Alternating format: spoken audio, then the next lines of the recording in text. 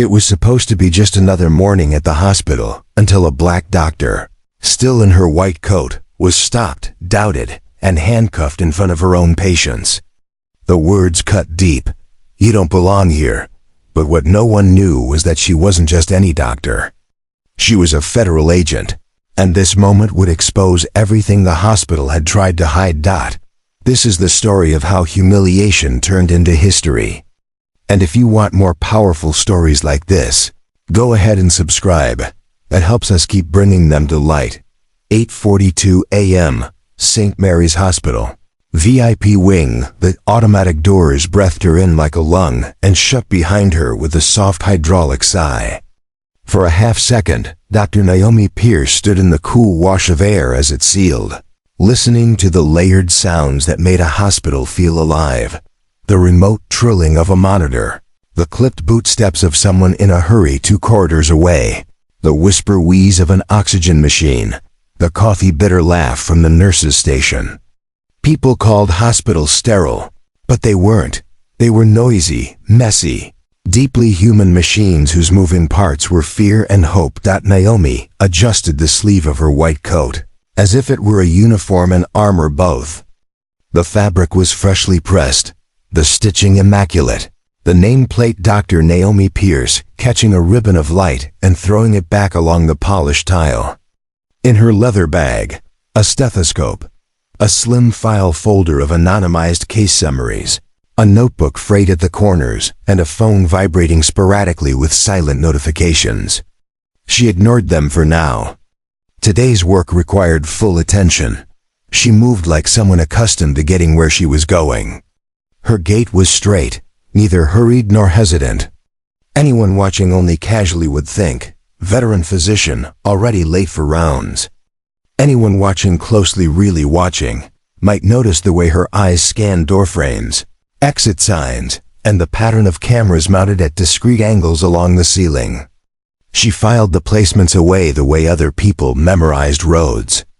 If you were here to heal, you noticed patience. If you were here to measure power, you noticed sight lines. The air in the VIP wing was a few degrees cooler than downstairs. Money had a temperature. Floors gleamed like glass. Fresh lilies sat in a squat crystal vase at the concierge station, their scent sweet enough to taste. A muted TV looped footage of a smiling anchor at a glass desk.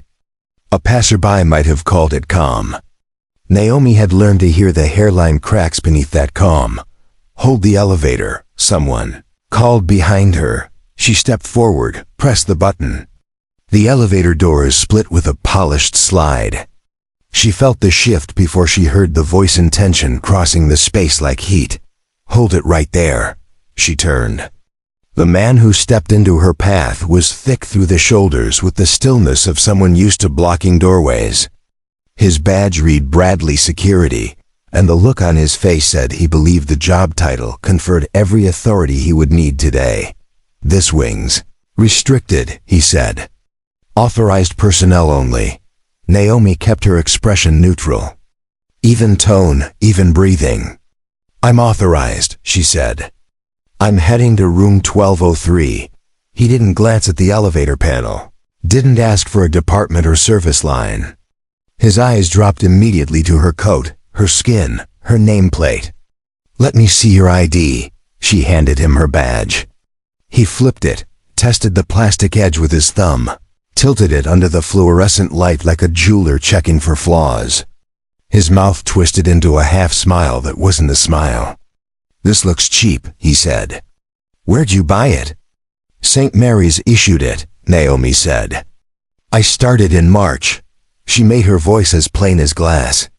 "Thax required no ornament. I've been here 6 years," he said. "Haven't seen you once." He let the sentence hang in the cool air like a charge.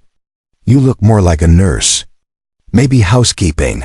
There were things Naomi could have said. She could have offered the tidy math of her publications and the residency she'd completed with commendations, the hours she had logged standing at bedsides and calling families from fluorescent rooms that smelled like fear, the training that kept her hands steady in chaotic nights. She could have told him she had known this moment would come. That a person can predict a storm and still feel the sting of its first hard drop.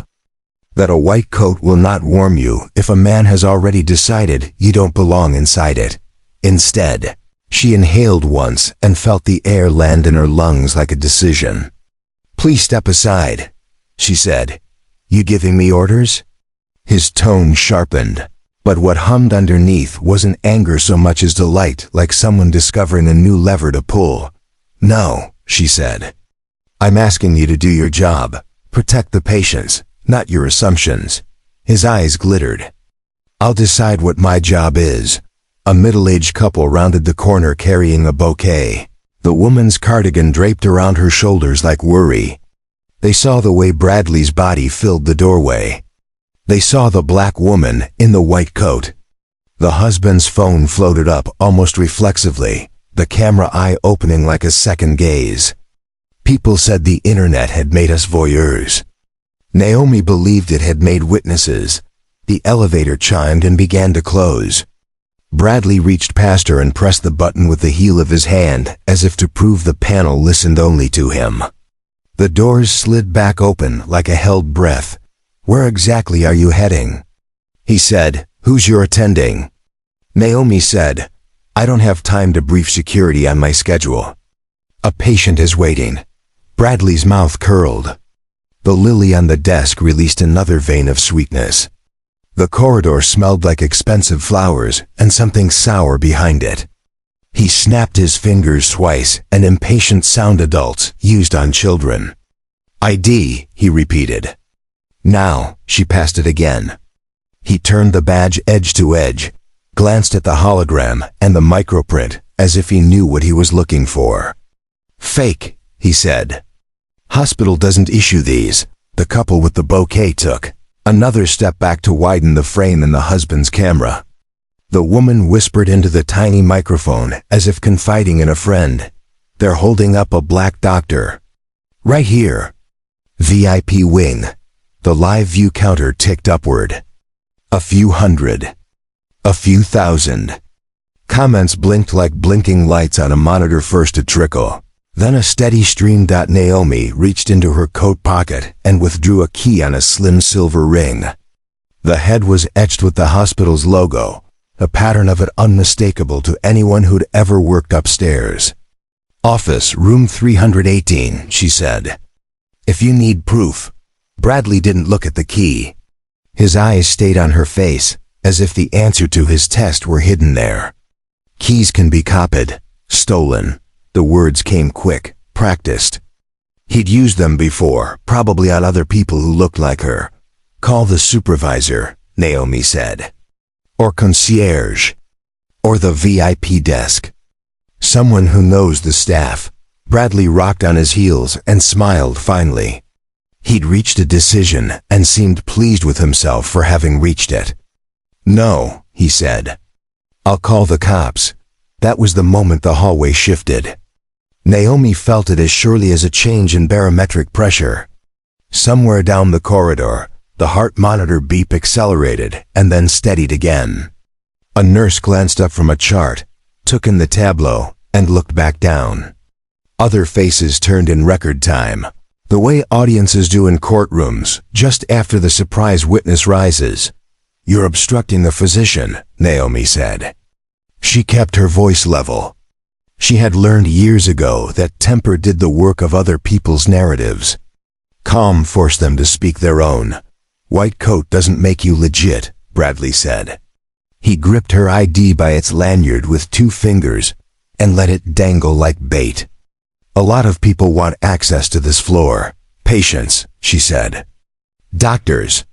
Family members. The point of a hospital is access to care." He let the badge swing once and then caught it again. "The point of my job is to keep people safe." "From doctors?" Naomi asked. "From anyone who doesn't belong," he said. He looked at her coat one more time and then passed it. "I haven't seen you." "That tells me what I need." A nurse pushing a medication cart slowed to rubberneck. "What's going on?" she asked Bradley softly, as if Naomi couldn't hear. "This one says she's a doctor," he replied, just as softly. "Badge looks off." The nurse glanced at Naomi, then made a face that could have been sympathy or simply discomfort. "Maybe call admin. Already handled," Bradley said. He hadn't dialed anything. A doctor in his 50s strode by with the purposeful gait of someone who had learned that certainty looked like speed. He flicked his eyes toward Naomi's badge, and then away, the assessment so fast it felt like muscle memory. "Never seen her," he said to no one in particular, which was the same as saying it to everyone. He kept moving, coat flaring behind him like a cape. Naomi watched him go and thought, "He doesn't know me, but he believes the floor knows itself," and that would be enough. Dot in the corner of her eye. She registered the phone held level by the man with the bouquet, his wife's whispers into the camera growing bolder by the minute. "Share this," the woman said. "Share this." The comments split into camps as they always did. Outrageous. Sue the hospital. Good security doing their job. Looks suspicious to me. Why would a real doctor get stopped? Because she's black, obviously. There was a kind of nausea that came from nothing physical, no infection, no toxin, only the repetition of a story you knew by heart. Naomi felt it rise and pushed it down. She lifted her chin a fraction. "Step aside," she said again. He didn't step. He moved closer. His hand thick, blunt-fingered, closed around her shoulder with the paternal weight of someone pretending to guide a person for their own good. "You're not going anywhere," he said. "You'll wait here until PD arrives." Naomi usually made a point of avoiding public scenes. There were patients in rooms on either side of this hallway who did not need more adrenaline in their blood. But there was a difference between avoiding a scene and accepting a script. She eased her shoulder free of his grip. "Remove your hand," she said. She didn't raise her voice. The quiet of it carried. His fingers tightened for a second before he let go. "Don't get cute with me," he said. "Sit down. This isn't a bus depot," she said. "I have a patient." The Lily were too sweet now. The TV anchor smiled and moved to a new segment about a pharmaceutical merger that would make someone richer and someone else poorer, and would definitely not improve outcomes downstairs. At the nurse's station, a printer whirred and coughed out a single sheet. Somewhere far beneath the building, a subway train rumbled, and the floor hummed faintly in reply. Naomi checked the corridor, end to one sweep, the way out, the cluster of onlookers, the angle of the livestream phone.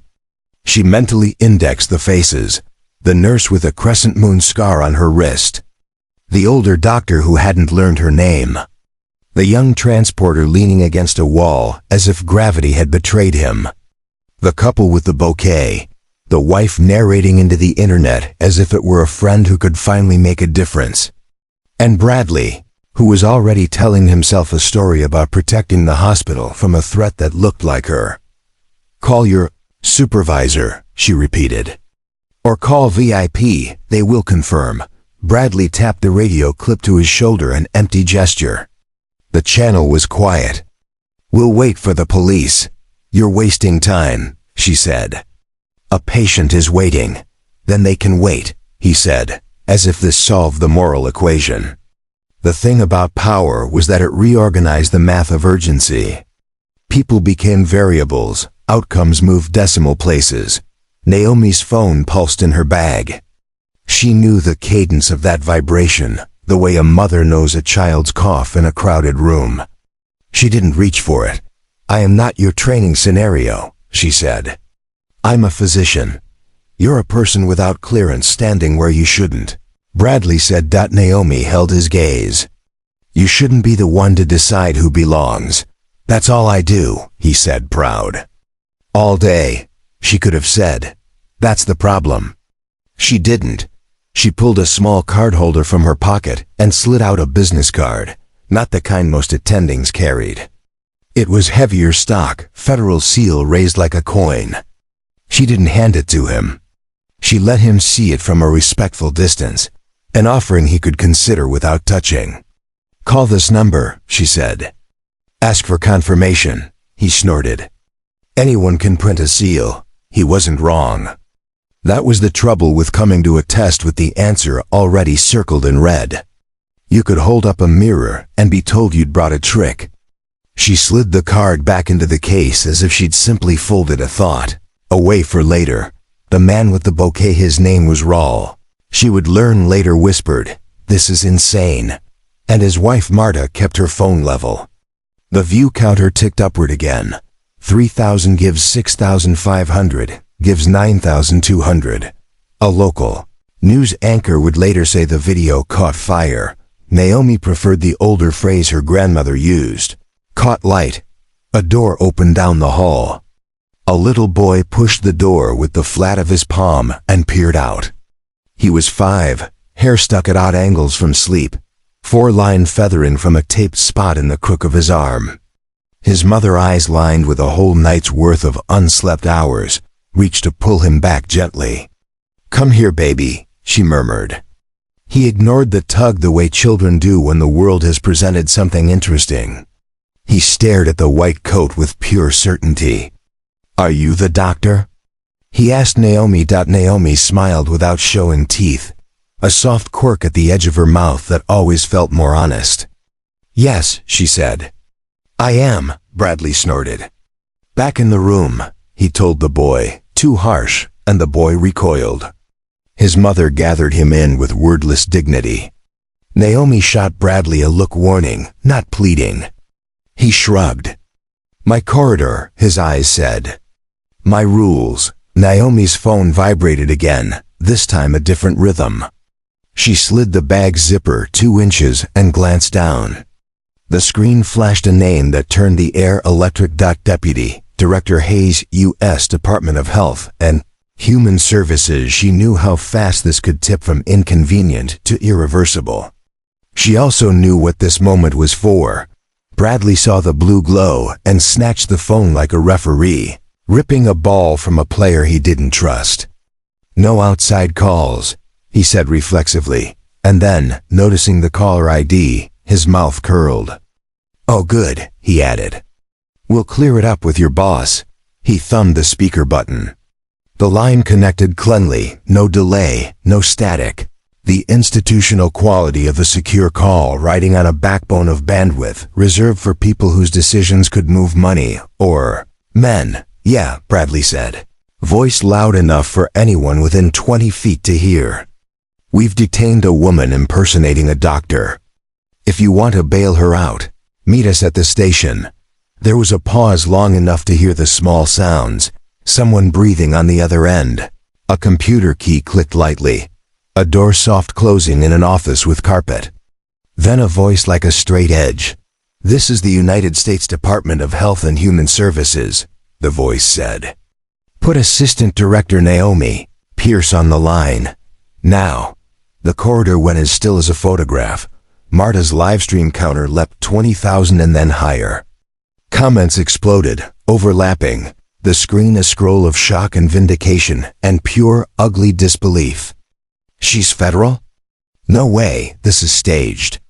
Oh my God, imagine holding the Fed on camera. Lawsuit incoming. About time someone filmed this. Security done." Bradley's face whitened and then flushed back in waves like tide marks. He held the phone as if it had grown hot. "Scam," he said, voice straining for casual. "Nice trick." He didn't end the call. He didn't hand it over. He froze. Naomi extended her hand, not pleading, expecting. He didn't move. She looked at him until he did. He placed the phone in her palm, as if it were the last card in a game he had already lost, his fingers brushing hers by accident. His skin was too warm. "This is Pierce," she said into the air. "Are you safe?" Hayes asked, no preamble. "I am," she said. She glanced at the boy peering from the doorway, at his mother's hand on his shoulder, at Raul and Marta and their bouquet, at the nurses pretending to be busy, at the cameras, at the way the lily scent had turned chemical and wrong. "For now," Hayes's voice thinned with focus. "Stand by," he said. "Response en route." She didn't say copy or 10-4. She said, "Understood." Then, as if she had merely ordered coffee and been told it would be a minute, She slid the phone back into her bag.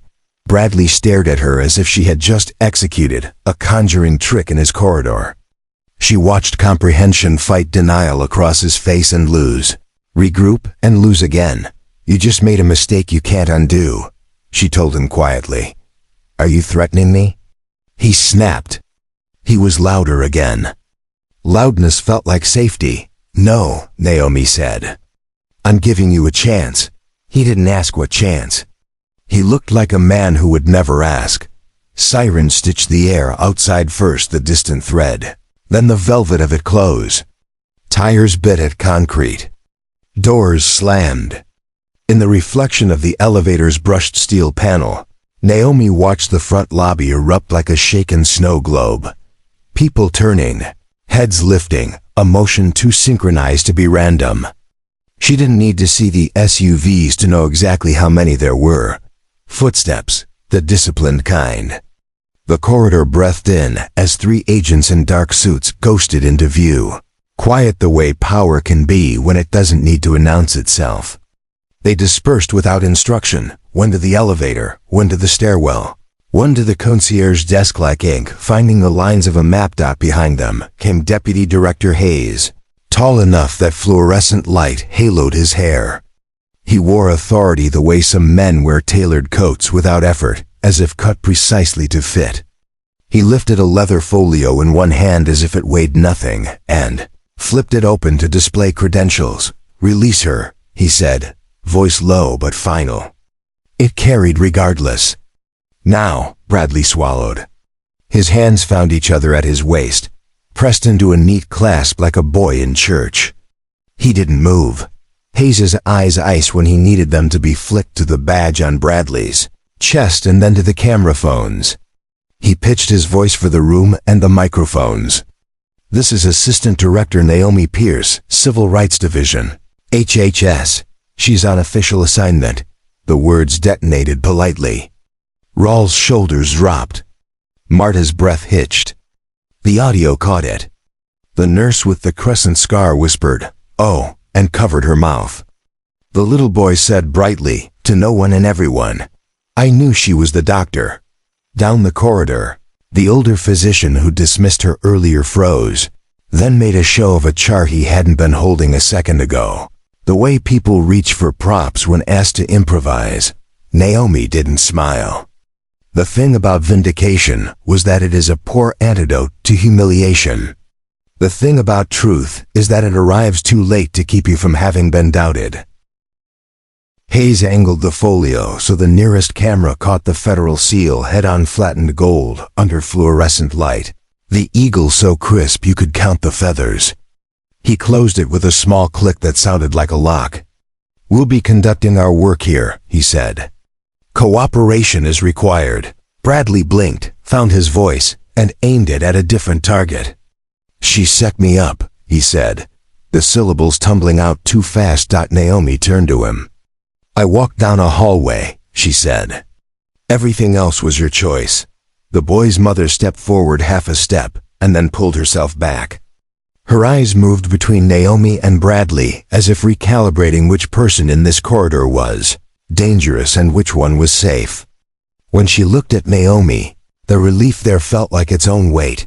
"Officer," Hayes said to Bradley without looking away from Naomi, "fetch your supervisor." "I am," Bradley began, and then thought better of it. He touched his radio. His hand shook. "Lopez to VIP," he said. Now, the radio crackled and complied. Somewhere below their feet, an elevator began to rise. Naomi let her shoulders drop a fraction. She wasn't relaxing, just redistributing load. The cameras drank every micro-expression.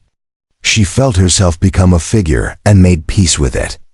People would call this moment a twist. She had stopped believing in twists years ago. Most of the turns people called sudden were simply the moment when a private truth stepped into the light. The lily ridiculously smelled better again. Sergeant Lopez arrived breathless, his badge bouncing against his chest, his eyes already scanning for a version of events he could control. He saw the agents, saw Hayes, saw the phones raised like a field of little moons. He pasted on a face he had practiced, concern without culpability. "What's going on here?" he asked, half warm, half warning. "We're done with questions that assume we don't belong," Naomi said. Not unkindly, Lopez blinked. He took in her coat as if seeing a uniform for the first time. "Dr. Pierce," he said, the name a bridge he built mid-air, hoping it would hold. "There's been a misunderstanding. Misunderstandings don't have fingerprints," Naomi said. "This one does." Hayes rested a palm on the folio as if steadying a piece of equipment. "The department has been reviewing disparities at St. Mary's for 18 months, he said. "Today confirms the pattern." Lopez tried to triangulate a safe stance and found none. "Let's move this out of the hallway," he said, glancing at the boy, the boy's mother, the Lila, as if each could be persuaded not to remember. "We'll move when we're ready," Hayes said. Transparency is not optional. Naomi watched Lopez watch the cameras, the way a man might watch a tide and calculate whether to run for higher ground or anchor where he was and hope. She glanced back at the boy. "What's your name?" she asked. "Micah," he said, very seriously. "Micah," she said. "How's your chest feeling?" She caught the shallow way he was breathing, the way he was unconsciously splinting his ribs. She tilted her head to ask his mother for permission. The woman nodded without words. Naomi knelt level with Micah's eyes without kneeling, as if the floor had risen to meet her. "Want me to listen?" she asked. He nodded. She took her stethoscope from her bag, slid the earpieces in, warmed the diaphragm against her palm small kindness, big difference, and placed it beneath his collarbone with care. The corridor held its breath. "Deep breath in," she said softly. He did. She closed her eyes to listen without looking, the way you do when one sense needs room. Bradley stood motionless, as if any movement would draw fire. Lopez looked down at his shoes. Hayes watched Naomi, and for the first time since entering, allowed the suggestion of a smile to touch the line of his mouth. "Again," Naomi said gently. Micah obeyed. She moved the diaphragm half an inch, the small increment of attention that separates almost from enough. "Good," she said. She looped the stethoscope back around her neck and stood. "I'll come by after we're done here," she told Micah's mother. "If you don't see me first, ask the nurse to page Dr. Pierce." The mother's eyes filmed. "Thank you," she said. The words were both gratitude and a benediction. "Be who you say you are. Let them see you." Naomi faced the corridor again, the stairs, the phones, the news waiting like storm fronts in the lobby. She felt the second hand of this day moving toward a mark she knew by heart. Lopez cleared his throat. "We appreciate the department's presence," he said, like a student who had been told to read a sentence he didn't understand. "We take complaints very seriously." "Do you," Naomi said, "or do you take them quietly?" The sound that ran down the corridor wasn't laughter. It was a series of exhalations people didn't know they were holding. Raul whispered, "Damn," under his breath. Marta angled her phone to catch Naomi in profile, the light tracing the bone of her cheek. "You came here undercover?" Lopez asked, incredulous and performative at once. "I came here as myself," she said. "I wore a white coat and walked down a hallway." "It wasn't like that," Bradley blurted. He sounded less sure of his own script with each line. "How was it?" Naomi asked. She made the question tender on purpose. Sometimes compassion did more damage to a lie than anger ever could. He opened his mouth. The words didn't arrive. The elevator doors at the far end of the corridor parted again. 2 more agents stepped out with a portable case that unfolded like a traveling desk.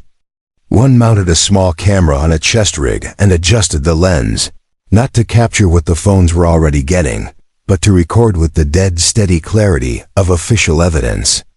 The whisper rippled down the hall. "Feds, feds." The syllable had its own gravity. Hayes checked his watch. Naomi felt the weight of her phone in her bag like a bell about to sound. The broadcast.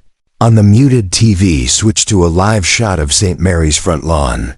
A reporter planted at the edge of the frame like a flag. The chyron read, "Breaking. Federal Civil Rights Probe at Hospital." The anchor's mouth moved in delighted rhythm beneath hair that hadn't yet seen wind. The hospital had become not just the setting of a story, but the story itself, Marta's. View counter rolled past 50,000, and then 80,000, and then 100,000. So quickly it felt like watching a slot machine. Hit 7 after 7. Naomi reached into her bag without looking and wrapped her hand around the phone a heartbeat before it vibrated. She didn't need to glance at the screen to know the name. Some calls you answer by reflex, the way a body responds to light. She slid her thumb across without theatrics. Pierce. The voice on the other end came clean and unadorned. "Agent Pierce," Director Jensen said, and every head in the corridor pivoted toward the tiny speaker, as if a face might emerge from it. "Federal response is authorized. Begin Operation White Coat." The words unfurled in the air, plain and irrevocable. Hayes didn't nod. He didn't have to. The agents moved as if someone had pressed a soft pedal the rest of the corridor couldn't hear. Naomi's posture shifted the way a bridge settles under rightful weight. She lifted her gaze to Bradley. "Officer," she said, "remember your badge number." She said it the way a physician says. "This will sting a fact, not a threat." "It's part of the record now." He blinked, as if someone had snapped a photo with an old flash that left an afterimage. He looked down at the badge and then back at her, as if the numbers might rearrange themselves into mercy. The Lila didn't smell like anything at all. Lopez's radio crackled like rain. A voice Naomi didn't recognize said, "Press is assembling in the lobby." Another voice, concierge, airy with panic, said, "We have calls from Channel 7, Channel 3. A national outlet. What do I tell them?" A third voice, harried and official, "Administration is on its way." Hayes kept his gaze on Naomi, but projected outward, to the cameras, to the people beyond the corridor, who would be invited to decide whether what they were seeing was aberration or diagnosis. "We will proceed," he said. "No one interferes." Bradley opened his mouth to insist on some clause chain of command, property rights, jurisdiction. He shut it without speaking. He had found his limit. Naomi turned slightly toward the boy's door. The mother gave her a small nod as if to say, "Finish what you started here, then come finish what you started in there." Naomi returned the nod. A transaction of trust, signed without ink. She stood square in the center of the corridor and let the cameras have her. She had never courted an audience, but she understood now this hallway wasn't only a hallway. It was a seam. "Pull here." And something hidden open. She spoke quietly and everyone heard her. "People will call this a spectacle," she said. "It isn't. It's a chart. This corridor is a line graph. Watch where the line spikes." Marta's phone shook with adrenaline. She steadied it with two hands and a prayer. Naomi looked into the nearest lens. "You can do a lot of harm with certainty," she said, and it was unclear whether she was speaking to Bradley or to anyone who had ever looked at a person and thought the story was obvious. "You can save a life with doubt. Doubt asks questions. Doubt checks twice. Doubt says, what if I'm wrong?" The corridor absorbed the words like a sponge. "Today," she said, "we check." From the lobby, the first wave of reporters rolled down the hall like weather. Microphones lifted. The world craned its neck. Hayes took a half step back, not retreat, only space.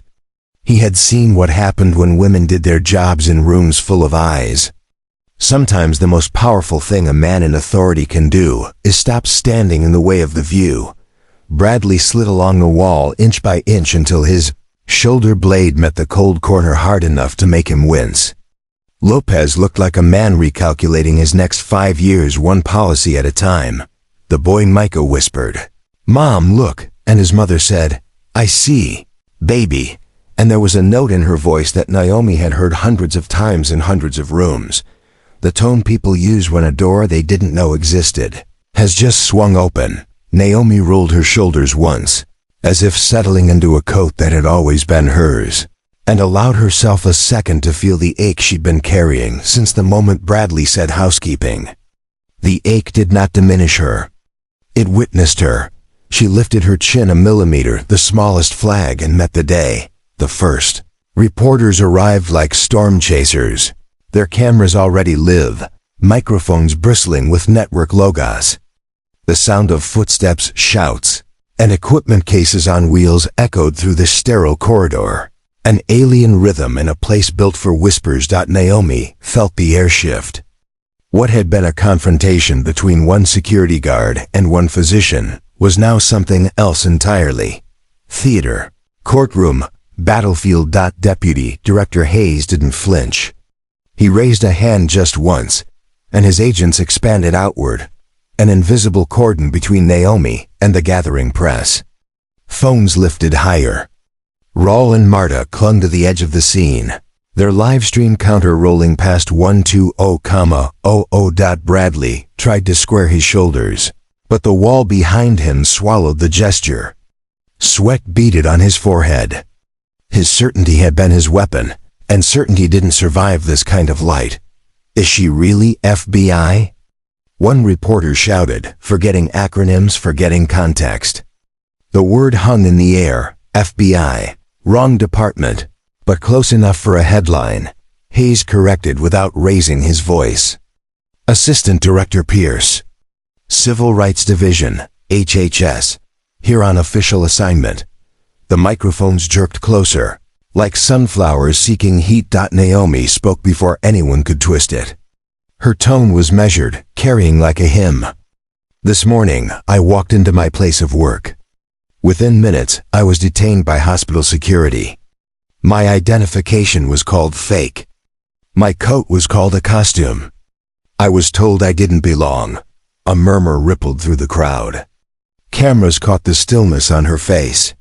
The live stream comments blinked furiously. This is insane. Protect her. She's lying. Look at her badge. I knew hospitals were like this. Naomi let the silence stretch. A physician waiting for the next heartbeat. Then, this isn't about one guard or one hallway. It's about a pattern. St. Mary's has been under review for 18 months.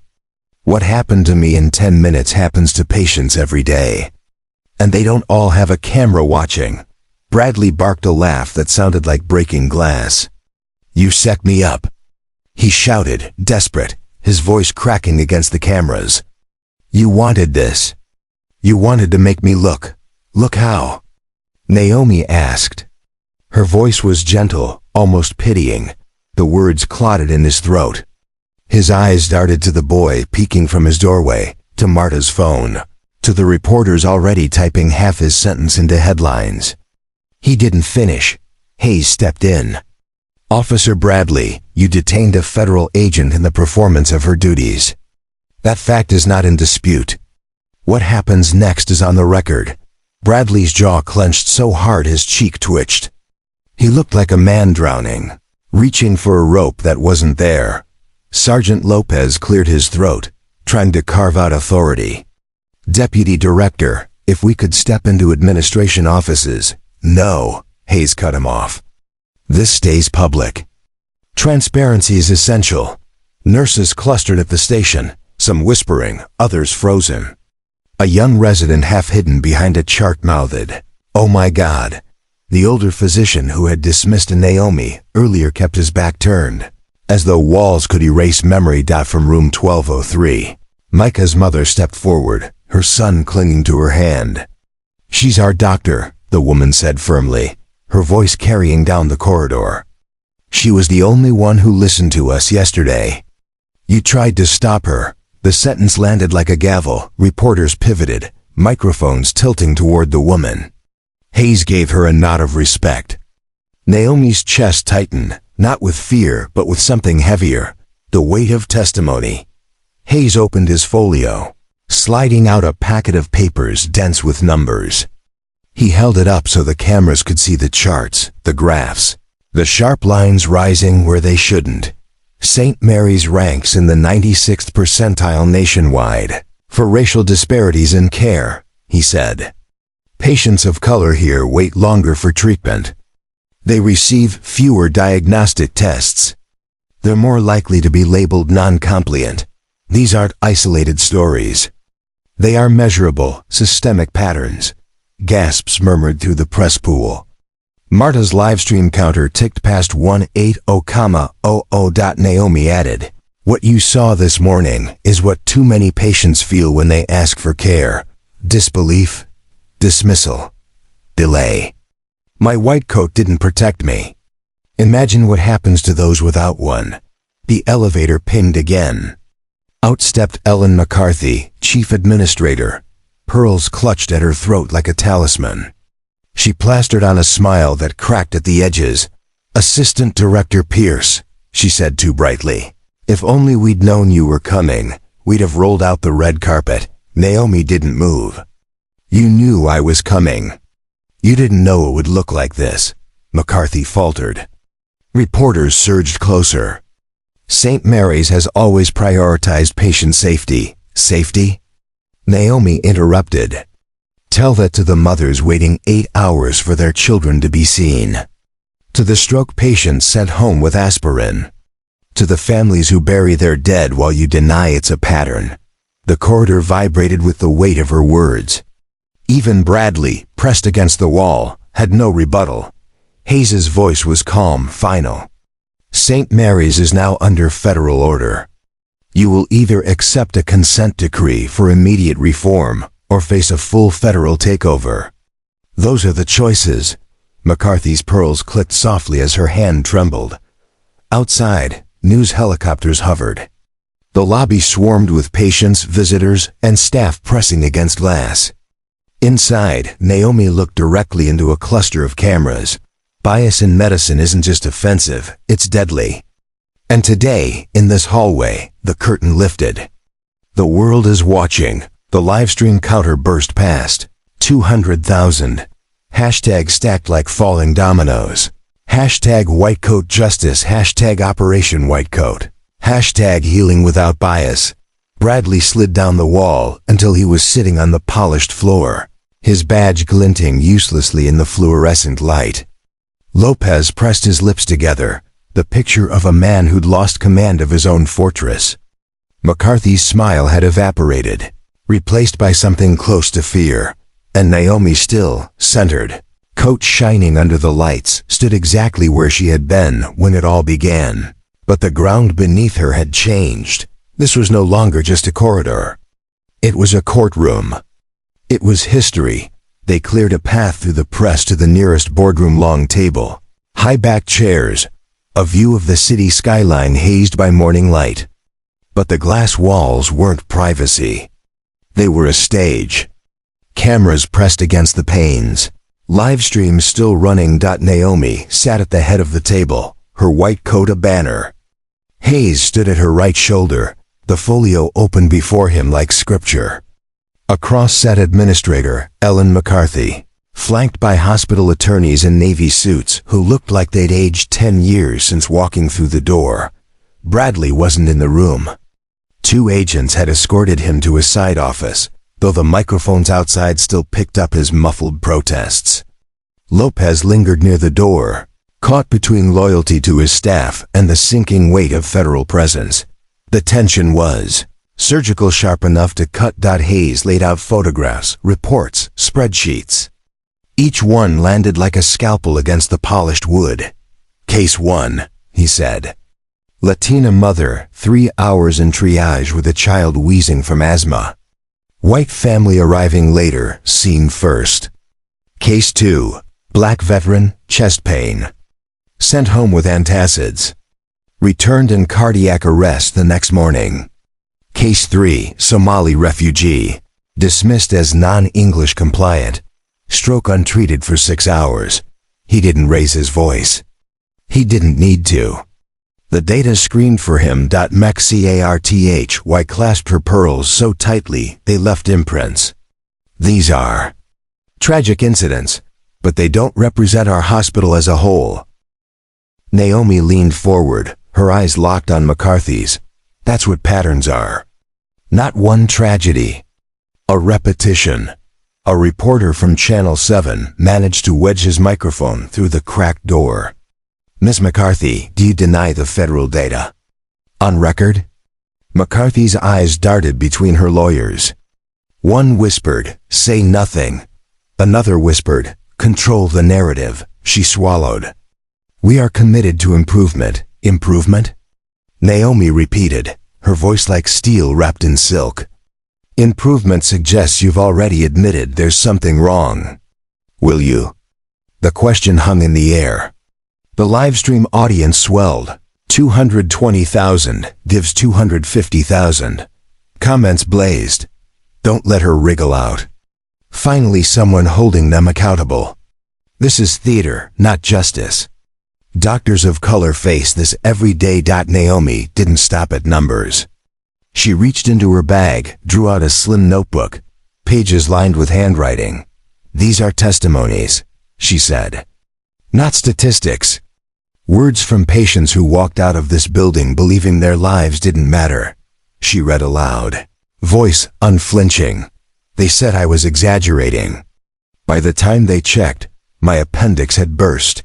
My father waited in the hallway while white patients were taken back. He died waiting. The nurse told me, you people always ask for stronger meds. I wasn't asking for meds. I was asking for help. The room went silent except for the relentless click of cameras outside the glass. Even Lopez lowered his eyes. McCarthy shifted in her chair, pearls clicking like teeth. Dr. Pierce, surely you understand how complex hospital systems are, Naomi cut in. Complexity isn't an excuse. It's an opportunity for bias to hide. And today, bias stepped into the light. Hayes closed the folio with finality. Here are your choices. 1. Federal takeover. 2. Consent decree, voluntary compliance with strict reform protocols. Decide now, McCarthy bristled. You can't simply march in here and dictate terms. Yes, we can, Hayes said, voice flat as a gavel. Because your funding comes from the same federal government you're defying. $2.1 million annually. Gone if you refuse. Reporters outside gasped as the words carried. The livestream comment thread turned molten. Take the money away. See how fast they change. Hospitals should heal, not discriminate. This is overreach. Where's due process? Naomi added quietly, but with weight. This isn't just about dollars. It's about lives. Patients you swore to protect. A young nurse pushed into the room, breaking protocol, her voice trembling. She's right, the nurse blurted. We've seen it. We've felt it. When a black patient comes in, some staff roll their eyes. I've watched it happen. Gasps. The attorney surged to hush her, but she shook her head, tears shining. I became a nurse to heal. Not to watch people treated as less. Naomi stood, placing a steady hand on the nurse's shoulder. Thank you, she said simply. McCarthy's face cracked. This wasn't data now. This was confession. Hayes leaned forward, voice ablade. Administrator McCarthy, we're past denial. Choose your path, partnership or collapse. McCarthy's hands trembled. She glanced at the cameras outside, then back at Naomi's steady eyes. If we sign a consent decree, what happens to us? Naomi didn't blink. You reform. You submit to oversight. You rebuild trust you've already lost. It will not be easy, but it will be honest. Outside the glass, the crowd erupted in shouts, some for justice, some for blood. Inside, the silence was thicker than any noise. McCarthy exhaled, long and ragged. Her pearls slid against each other like beads on a rosary. I need time, she whispered. You have none, Hayes said. The glass walls turned the conference room into a fishbowl. Patients pressed close. Reporters scribbled furiously. Marta's phone caught the scene from the hallway. Her live stream ticker rolled past 300,00. Naomi met the cameras head on. This isn't vengeance. This is accountability. Today we begin to heal without bias. The words spilled beyond the room, into screens across the country. Bradley's muffled voice echoed from the office down the hall. This isn't fair. I was doing my job. Naomi didn't turn. She spoke for the record, for history. Your job is to protect life, not your prejudice. Hayes placed the consent decree documents on the table, pen resting atop. Decide, he said. Sign or lose everything. McCarthy stared at the paper. Her lips moved as if in prayer. The cameras caught every tremor of her hand. The hallway outside pulsed with noise. The city outside the glass roared with helicopters. The nation watched. And Naomi, coat pristine despite the weight of the morning, stood still, patient, relentless. Like a surgeon waiting for the final incision. 9:32 a.m. St. Mary's Hospital. VIP conference room. Silence was crushing. McCarthy stared at the pen as if it were a loaded weapon. Reporters outside the glass pressed forward, their breath fogging the panes, waiting for history to tilt. Hayes said nothing more. His demand had already filled the air like smoke. Naomi's eyes didn't leave McCarthy's face. She had seen this look before, in patients refusing to hear their diagnosis, in administrators refusing to admit failure. It was denial wrapped in pearls. McCarthy's hand hovered. She looked toward her attorneys, but neither man offered rescue. They were calculating fees, liability, reputations. Survival demanded surrender, and they knew it. One finally whispered, "Sign. At least it buys time." McCarthy shut her eyes, inhaled once, and pressed the pen to paper. The sound of her signature, a faint scratching across expensive stock, was almost drowned out by the roar outside the glass. Reporters shouted. Marta's livestream counter surged to over 350,000. Viewers poured into the comments like a flood. She signed. Justice, accountability at last. Naomi exhaled slowly. Not triumph, relief edged with sadness. The fact that it had taken humiliation, cameras, and federal agents for this moment to arrive was not victory. It was proof of how much remained broken. Bradley's voice rose from the side office, muffled but desperate. "You can't do this to me. I was protecting the hospital." An agent opened the door, and the sound spilled into the room. Reporters caught every word, feeding it into their microphones like blood to sharks. Bradley lunged forward, but two agents pinned him gently but firmly.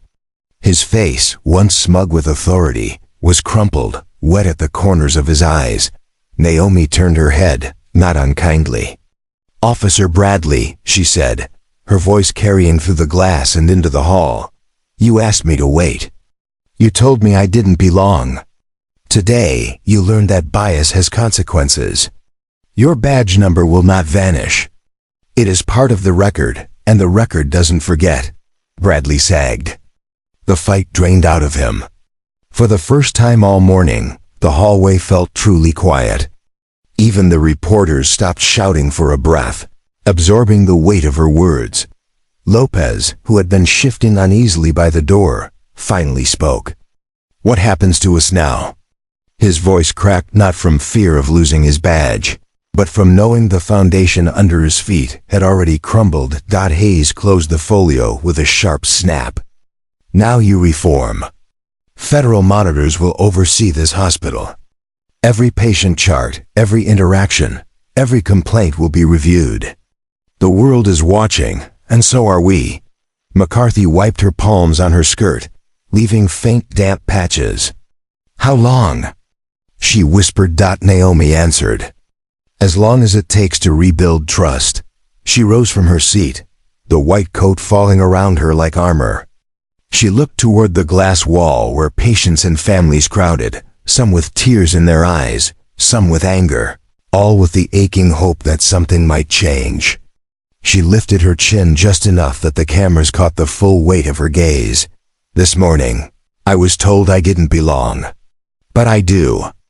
And so does every patient who walks through these doors, no matter the color of their skin, the sound of their accent, or the balance of their bank account. From today forward, St. Mary's is under oath, not just to heal bodies, but to heal its own bias. The crowd erupted. Some clapped, some wept, some simply stood still, stunned at the force of dignity made visible. Marta's hands trembled as she held her phone steady, whispering to the live stream, "We're watching history. Remember this moment." Outside, sirens wailed as more news vans pulled in. Helicopters thumped overhead. The hospital had become the center of a storm bigger than its walls could hold. Naomi stepped out of the conference room. The corridor that had once tried to reject her now opened wide, lined with witnesses who would never unsee what had happened here. Micah peeked from his doorway again, and this time Naomi walked straight to him. She crouched, smiled softly. "Told you I was your doctor," she said. Micah grinned, a missing tooth gleaming, and his mother mouthed a silent thank you. Naomi rose, turned to the cameras one last time. "Today, the white coat stands for justice as well as medicine. And if we wear it right, it will never be doubted again." The roar of applause drowned out everything else. Bradley sat in silence. Lopez lowered his head. McCarthy clutched the signed decree as if it were a lifeline. And Naomi walked forward, steady, unshaken, her coat cutting a white line through the chaos, already preparing for the work ahead. The ink on the consent decree was barely dry when the real work began. Reporters spilled their headlines into the night, helicopters beat the sky above St. Mary's, and social media ran hot with outrage, vindication, and disbelief. But inside the hospital, silence settled after the storm. The lily at the concierge desk drooped, forgotten. Bradley sat hollow-eyed in a side office while agents collected his statement. And Naomi Pierce, her coat still sharp as armor, walked the halls like someone who had cracked open a wall and seen the rot inside. Federal monitors arrived within a week, setting up temporary offices on the second floor. Every file, every discharge, every security log was suddenly subject to outside review. The hospital board tried to resist at first, whispering of lawyers and appeals, but the signed decree hung heavy as stone. There was no way out. Nurses muttered in the break room, some resentful, others relieved. Doctors grumbled about bureaucrats meddling, even as patients began to whisper that things felt different. Naomi was there for every step. She attended daily staff meetings, her notebook open, her eyes sharper than any scalpel. She listened more than she spoke, but when she did speak, the room listened. Accountability, she reminded them, isn't punishment. It's treatment. If bias is the disease, this is the cure. Some staff rolled their eyes. Others wrote it down.